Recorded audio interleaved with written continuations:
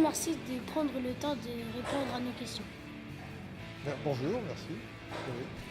Pourrez-vous vous présenter pour les personnes qui ne vous connaissent pas? Alors, les personnes qui ne me connaissent pas, elles sont, j'imagine, nombreuses sur Maromme. Je m'appelle Jean-Pierre Lobal, j'ai 53 ans et je suis architecte. Je m'occupe de diriger, j'essaie de diriger un bureau qui s'appelle Équipage Architecture, qui a eu la chance de gagner le concours pour la construction de la bibliothèque de Maromme, ici, il y a déjà 4 ans.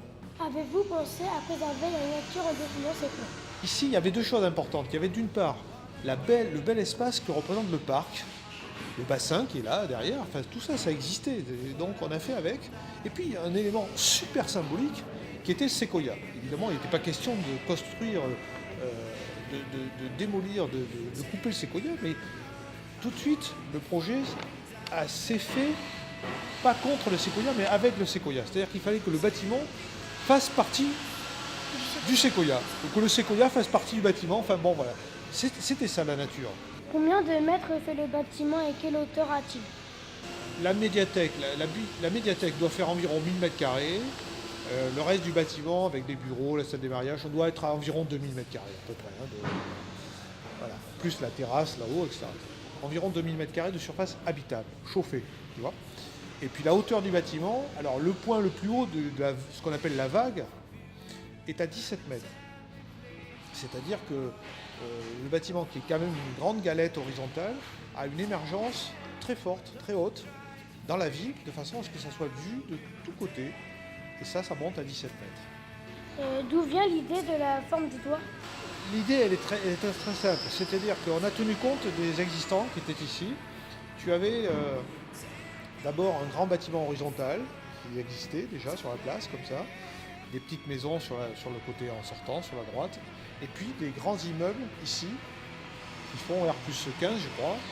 Et l'idée, c'était de faire en sorte que la grande surface horizontale de la médiathèque vienne se relever pour montrer comment la ville, à un moment donné, était une ville haute. La ville de Maromme a été construite d'une façon assez verticale. Et donc l'idée du projet, c'est de faire en sorte que ce soit un trait d'union entre la ville horizontale, les petites maisons, et puis hop, les grands ensembles, pour que tout le monde participe au même projet. Merci d'avoir répondu à nos questions et bonne continuation. Merci à vous. À très bientôt.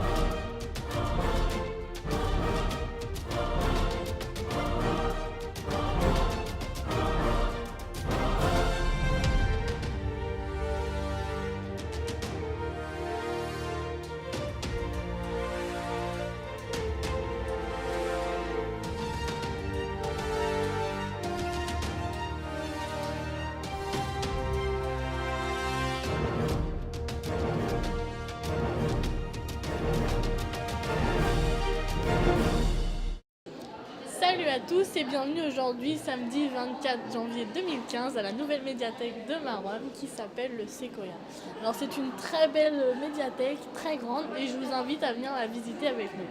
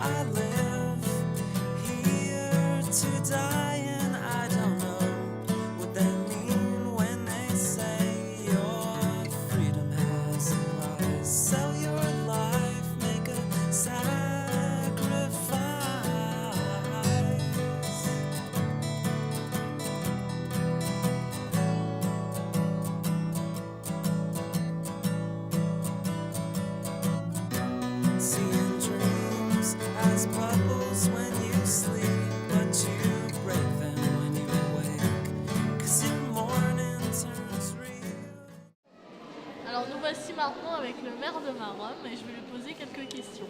Alors, est-ce que vous êtes content de cette nouvelle bibliothèque? Oui, parce que c'est quand même le fruit d'un long travail depuis de nombreuses années, avec plusieurs difficultés que nous avons surmontées au fur et à mesure. Et de voir effectivement cette médiathèque aujourd'hui bien remplie, ouverte aux Maromais. Et la réflexion que je me faisais effectivement en voyant l'ensemble des habitants présents aujourd'hui, eh bien, il y a un mot qui me vient en tête, c'est la diversité. Comment vous avez eu l'idée de faire cette médiathèque? Tout simplement parce que véritablement ça manquait à Maromme. Maromme avait des micro-bibliothèques, bien souvent dans des anciennes caves d'immeubles, donc c'était pas véritablement très attractif. Donc une ville comme Maromme, qui rayonne, qui a aujourd'hui sa place dans l'agglomération, se devait d'avoir un équipement de qualité pour les Maromais. Et donc le choix de cet emplacement au cœur de ville, dans le centre-ville, avec un parc arboré tout autour, le parc de Norderstedt, dont la surface a été doublée et sur lequel on va commencer à faire des aménagements pour cet été. Donc un poumon vert en cœur de ville avec un bouillon de culture en cœur de ville. D'accord. Et ça a dû être un très long projet, très dur, très réfléchi. Je suis sur ce projet depuis l'hiver 2008. Ah oui. Et donc plein de difficultés à surmonter, un secteur inondable, à la fois mixer un bâtiment tout neuf, contemporain, aux normes environnementales, à un vieux bâtiment qui a plus d'un siècle et demi. Et bien, tout ça a fait que c'était très complexe. Et puis en plus, le choix d'un bâtiment dont l'architecture est contemporaine et donc techniquement un peu compliqué. Mais je pense que Maromme a aussi le droit d'avoir des bâtiments remarquables comme celui-là. Je vous remercie d'avoir répondu. Merci à vous. Nous voici actuellement avec Aline, la directrice de cette belle médiathèque. Alors je suppose que tu es contente qu'elle soit enfin ouverte. On est ravis, moi et puis toute l'équipe qui a beaucoup travaillé pour qu'on puisse ouvrir dans les temps. Ouais, ça a dû être long. Beaucoup de travail, beaucoup de cartons, 600 cartons. Et puis pas que nous, tous les services techniques de la ville qui sont venus nous aider à tout porter, à ranger. Et les ados de la Maison des Jeunes, toi aussi. Oui. Vous êtes tous venus nous aider pour mettre la main à la pâte et c'est grâce à tout le monde qu'on a réussi à ouvrir dans les temps. D'accord. Et donc, il y a quoi de nouveau dans cette nouvelle médiathèque par rapport aux autres bibliothèques? Alors, il y a plus de livres déjà. Aujourd'hui, on a 18 000 livres. On a des nouveaux rayons. On a des comics, on a des mangas, on a des partitions. On a des jeux vidéo, des liseuses, des ordinateurs portables, des tablettes, un coin télé, un vrai espace marmothèque pour les tout petits avec des dinettes, des garages, des voitures. Et puis, on a des livres en gros caractères, des livres audio, beaucoup plus de revues. Et on a surtout des ressources numériques. Alors pour les personnes qui ne sauraient pas ce que c'est qu'une ressource numérique et une liseuse, Aline va nous expliquer. Alors une liseuse, c'est un petit appareil qui vous permet de lire des e-books, des livres électroniques. Dans un petit appareil de ce format-là, vous pouvez stocker des centaines de livres. Et les ressources numériques, en fait, on a un site internet, www.liramarom.fr. Vous vous connectez avec votre compte lecteur et ça vous donne accès à des autres sites internet que nous, on a pris en abonnement. Donc de chez vous, vous pouvez écouter de la musique, voir des vidéos, vous former en informatique ou aux langues étrangères. Et on a aussi des sites pour les enfants. Donc tout ça gratuitement depuis votre domicile dès que vous êtes inscrit à la médiathèque. Et maintenant, du coup, on va aller visiter les rayons. Alors nous voici maintenant dans le rayon BD, où Aline va nous parler des nouvelles collections, par exemple, qu'il peut y avoir pour les gens qui adorent les BD. On a refait plusieurs fonds de la médiathèque, notamment le fonds BD. Aujourd'hui, on en a plus de 3000, avec des collections complètes, avec des titres diversifiés. On a le Donjon de Nullbuck, Alter Ego, des séries comme Torgal, 13 qui sont des classiques, Tintin, mais aussi des séries comme Ernest et Rebecca chez les petits. On a développé le fonds en prenant aussi des fonds manga jeunesse, manga ado et manga adulte. Et on a aussi voulu créer un fonds comics américains. Donc chacun peut trouver son bonheur. Alors nous voici à l'intérieur d'une sorte de cocon tranquille. Mais qu'est-ce que c'est ? Alors on se trouve dans l'heure du conte. C'est un meuble qui nous permet d'être en même temps dans les murs de la médiathèque, mais d'être un peu à part. Il y a une isolation phonique et puis on est comme dans un cocon, utiliser de bons termes, on peut se poser, profiter des coussins, lire tranquillement et c'est ici qu'on fera des animations, l'heure du conte, le café littéraire et plein d'autres choses à venir. Alors nous voici dans le coin de la marmothèque. Est-ce que tu peux nous expliquer le principe de la marmothèque?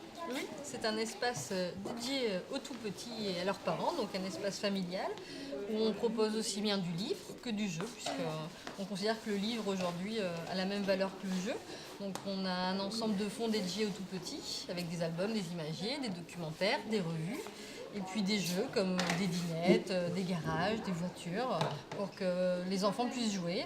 Les adultes aussi, on a des caplas, donc tu peux venir faire des constructions en caplas sans problème. Et on a un fonds famille et des revues aussi destinées aux parents.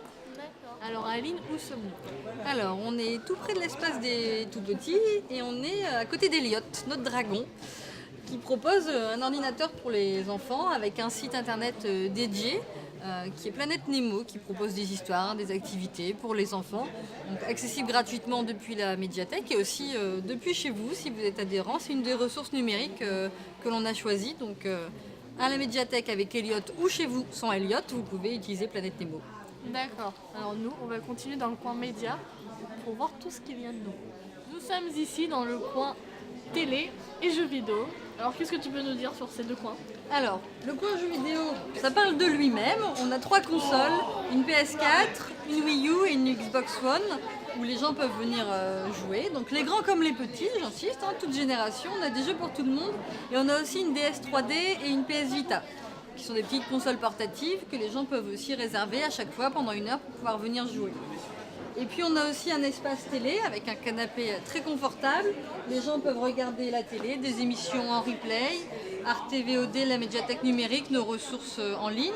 Ils prennent un casque et ils s'installent confortablement pour regarder la télé. D'accord. Voilà. Ben, on te remercie pour nous avoir fait visiter tout ce... Venez nombreux. Oui. On va faire venir plein de monde et puis je pense qu'avec ce reportage-là, c'est obligé, les gens ils vont venir. Je pense aussi. Merci.